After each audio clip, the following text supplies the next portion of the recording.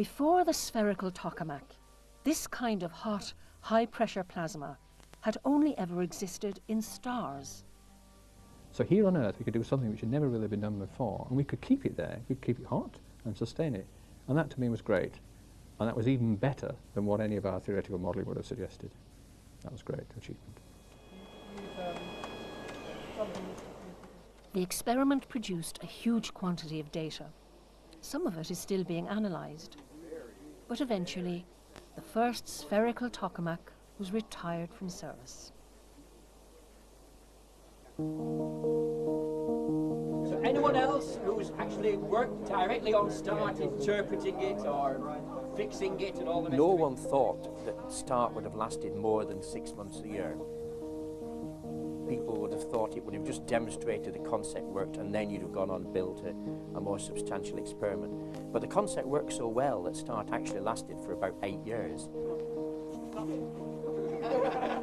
By the end of its life, START had proved that the spherical tokamak was not the mad idea most people thought. It broke records for the efficiency of its plasma. It showed a cheaper way to make a sun on Earth. And similar machines might one day power the world for their children. When the machine was switched off for the last time, the team held a wake. In the machine man, naturally.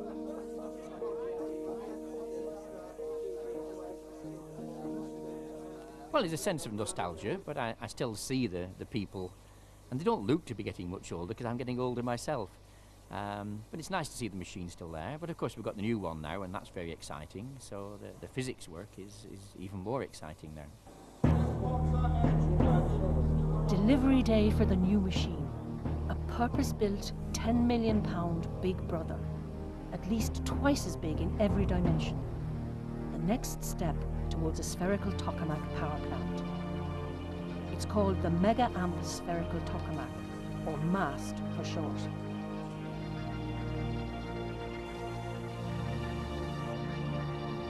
It's a bigger machine and a bigger project. It's still good fun progressing along the way and finding out new things and trying new techniques and knowing that you may be making a significant step forward along the road. Today's fusion research is aimed at building a power station. One problem they'll need to crack is how to get fuel into a cloud of gas at the same temperature as the centre of the sun.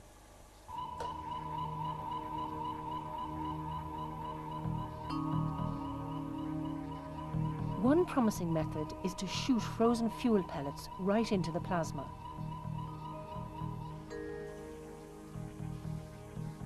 Today, the MAST team are trying out their pellet gun. Yeah, it'll be 4804. Okay, Graham.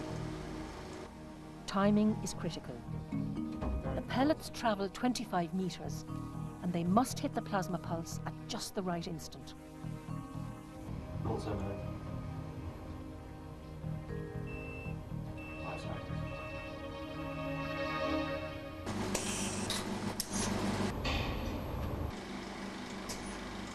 That's it, and that's the pellet gone.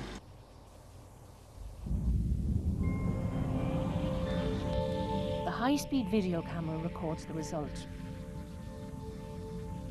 The plasma forms around the central column, locked in place by powerful magnets.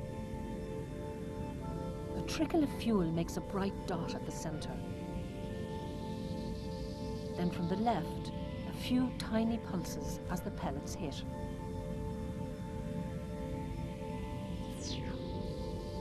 Pellets made from a simple gas, which comes from ordinary seawater. One day this technique could deliver fuel to a fusion power plant. Hello Martin, how are you? With START a success, Martin Peng at last received the go-ahead for a US machine, the National Spherical Tokamak Experiment. A fusion plasma cannot make a weapon, so governments are free to cooperate.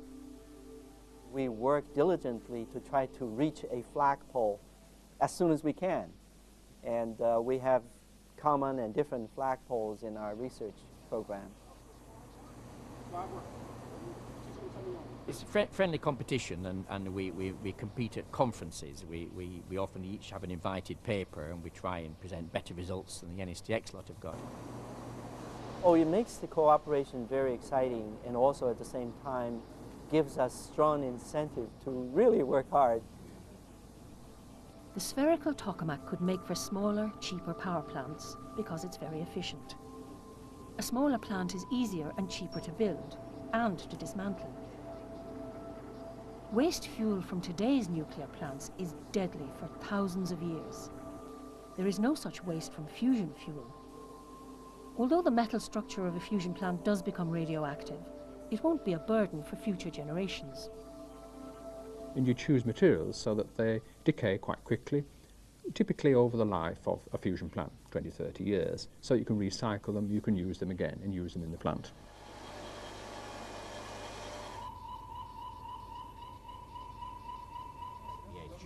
And in this campaign, the H-modes have been different. They've been a lot better in many. Scientists no longer discuss if a fusion plant can be built. The question now is when. It could be 50 years, but it could be 20. So coming back to the central question, how are you going to get the LI? And there are more and more evangelists for what they call fast-track fusion. Why don't we speed it up, do things in parallel, focus much of the international effort.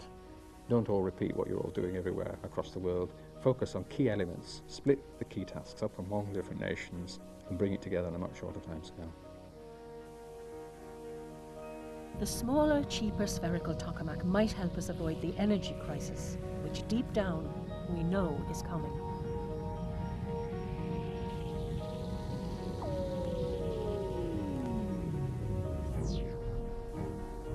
I have a daughter who's 16 years of age, and I often reflect on what the future might bring for her if we're using up all these cheap fossil fuels, if we're adding to carbon in the environment.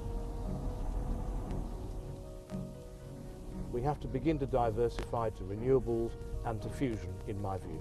It is a non-polluting energy source, and the fuel for such an energy is available to everyone. And it's not limited to some deposits or some location. It's everywhere in the seawater. And there's still a lot to go, of course, because we haven't got there yet. We want to see what the future of the spherical tokamak is, and what chance it has of leading to an economical fusion power plant. The control room is now quiet and used for storage. But the START project was one more step towards the fulfillment of a 50-year-old promise: to make electricity and power the world from a piece of the sun trapped in a magnetic bottle.